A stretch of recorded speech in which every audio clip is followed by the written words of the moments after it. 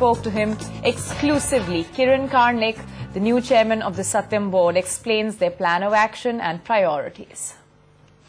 The board has worked as a team, very strongly as a team, and being chairman is only a nominal part of it. It's of course feels very nice to be called chairman of such a distinguished board, but there's really no change. We've continued to work very, very closely together in the few weeks since we've taken over, hardly a month yet, and that will continue. One of the prime things is to get the company to regain where it was. It's been a very strong company. The talent in-house is very strong. It's got great people assets. It's got a great customer list.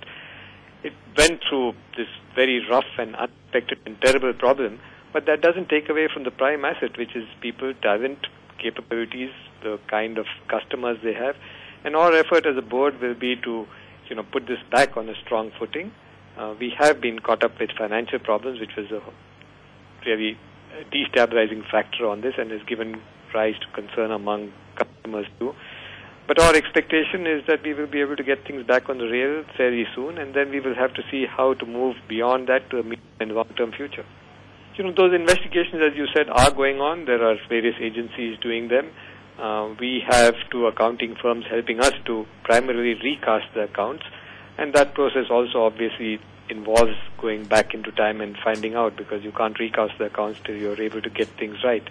So those processes will necessarily continue. We need, as a company, a balance sheet and financial statements that are authenticated. Today there are no authenticated statements, and very clearly that's a very, very high priority. It's not going to be quick to do it. It's going to take a little while, but we've got people working hard on it. The investigating part is going on. That's a separate one in many ways.